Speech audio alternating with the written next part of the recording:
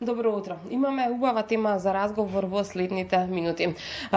Вчера на клиниката за гастроентерохепатологија беше за прв пат изведен нов метод, односно нова интервенција кај пациенти кои имаат баретов езофагус. На оваа тема денеска разговараме со директорката на клиниката, доктор Калена Гривчева-Старделова. Добро утро и добро дојдовме ние кај вас во вашиот кабинет. Добро утро и добро е што не сте во амбуланта.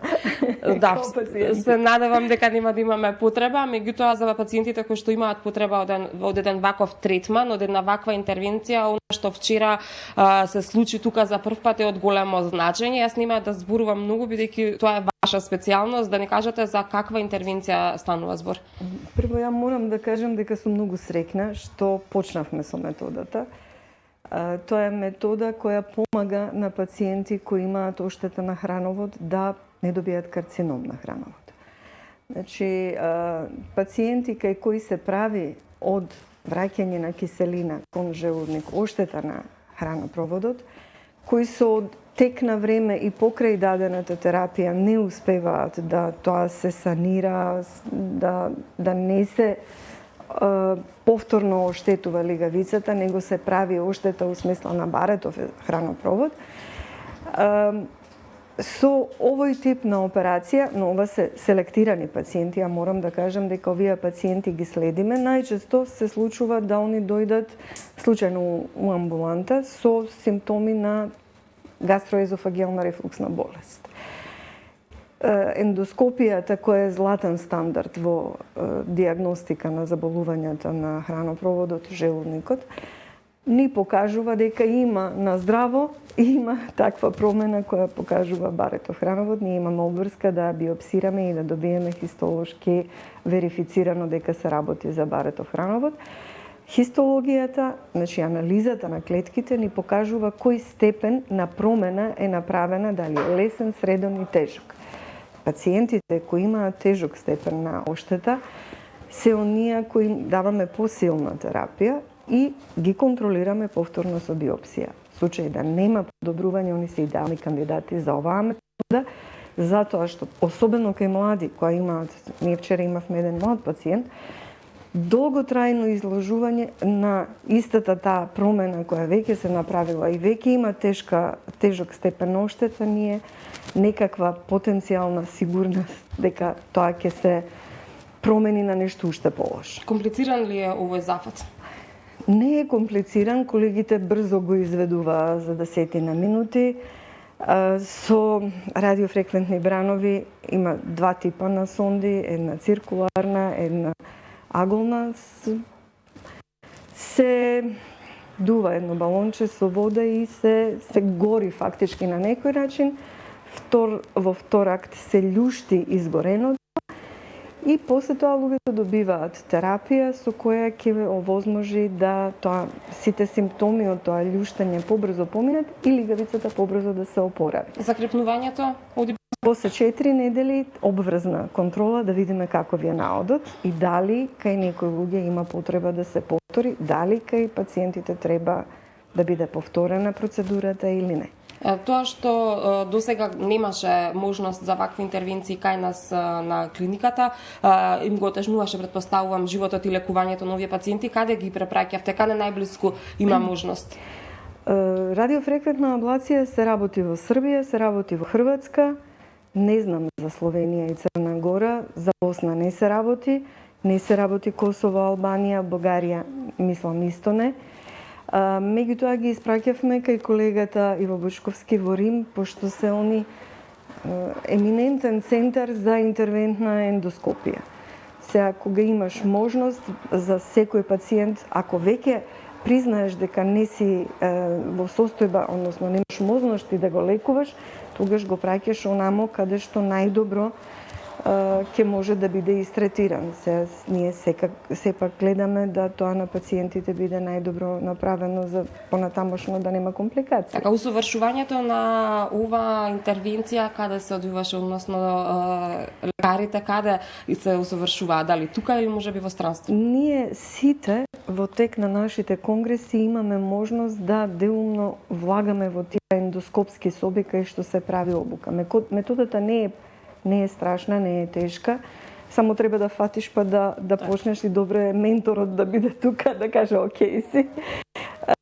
Така да, овој тип на метода не побарува ние да отидеме негде во странство, доволно беше и во што дојде да каже дечки можете. Он не работеше, беше тука цело време, иако има наша лиценца, дадовме наша лиценца.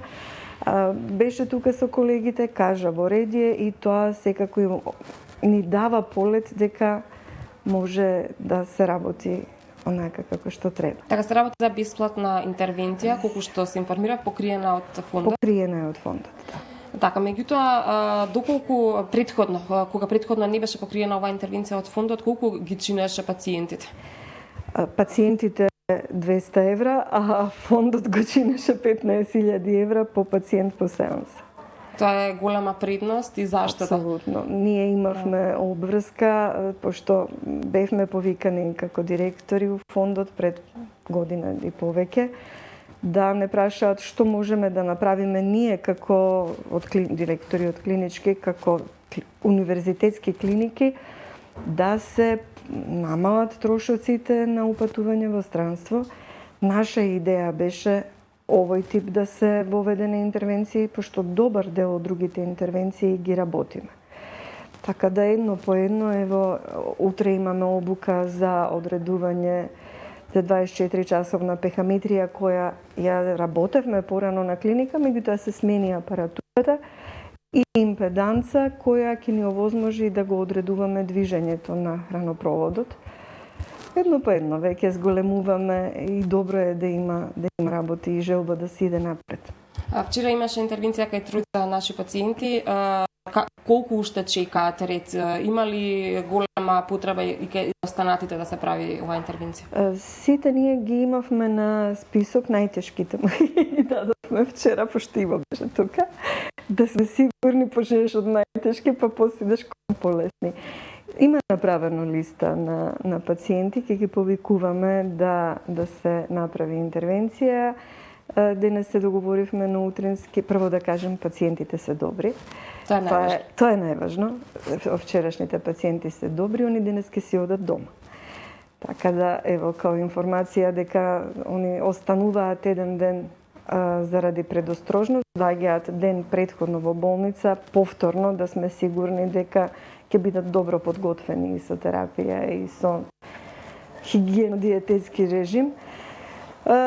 Планираме да огласиме, да ги информираме колегите од регионот дека ја работиме методата, така да имавме претходно барања. Колегата што е директор на гастроентеролошката клиника во Приштина е на болницата, мислам, во Приштина е гастроентеролог и баш му е докторатот за баретов хранопровод, така да и од таму кој ќе ги информираме, меѓутоа имаме и ние на луѓе кои се селектирани, ќе ги повикуваме. Така, тоа што нема ваква можност за ваква интервенција во регионот, може да биде и добра можност да стане Скопје и клиниката за гастро, може би и регионален центар каде што ќе се извршуваат овие интервенции. Докторка, јас ќе ви заблагодарам за денешното гостување во утрински брифинг. Уште пред да започнеме со разговорот, споменавте дека веќе ве чекаат пациенти закажани на мој термин. Пациентите се најважни, не би сакале да ги оставиме долго време да не чекаат. Уште еднаш ви благодарам и успех ви посакувам во работата. Ви благодарам. Се надевам дека на ниту еден од нашите гледачи нема да му затреба оваа интервенција или било какви медицински услуги и интервенции. Ако ми дозволиш едно кратко прашање за професорка Гривчева Старделова, бидејќи таа е претседателка на лекарската комора. Просто е прашањето, не смета ли дека лекарската комора мора да биде многу поактивна во изминатиот период и периодот што доаѓа токму околу одредени состојби во здравството пред се со ковидот? Уште едно прашање имаме од студио. Колегата Саша Ордановски сака да позборуваме малку и за вашата улога во лекарската комора како председател на лекарската комора. Дали сметате дека треба да има барем малку, можеби поголема застапеност и донесување на одлуки во однос на ковид ситуацијата? Јас сум гастроентеролог. Гастроентеролог и ковид, тоа е само кога ќе нема празнични места, болнички, па отвараме ковид до сега 2 пати. Улогата на лекарска комора е да дава лиценци, да зема лиценци, тамо кај што судот решава дека треба да бидат земени лиценци, и да акредитира настани. Значи, доста е законски ограничена нашата улога. Она што ние доброволно решивме да го правиме и покрај тие сите работи, да организираме петочки настани, предавања, каде што колегите си ги кажуваат своите искуства и им се дава на колегите слушатели да прашаат, затоа што сите се најдовме во една непозната ситуација која на ниво на поголеми болници и поголеми држави од нашите е сериозна. Ако е пандемија од вирус кој првпат се појавува, тоа е непознаница. Ево Иво беше од Гемили болница, тоа е на папата болница и ние цело време бевме во контакт. Кога он кажа дека не постои не ковид болница у Италија, тоа јасно е како со што они се соочува.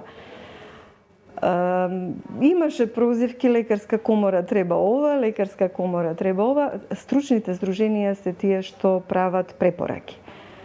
Ние се најдовме како некои што сметавме дека препораки за вакцинација можеме да ги ставиме на веб страната, да им бидат лесно достапни на колегите. А препораки за лекување даваат стручните здруженија, лекарска комора е административно тело. Така да, малце се испомешани улогите, веројатно сме и ние криви, затоа што се нафативме да ги собираме колегите онлайн. Имаме платформа за 500 луѓе, која онлайн ја користиме за тие предавања. Мислам дека на колегите добро им дојде да слушнат некој од пулмологија, па да го прашаат сега што да правиме овака, што да правиме онака. И затоа и ги организираме, ето.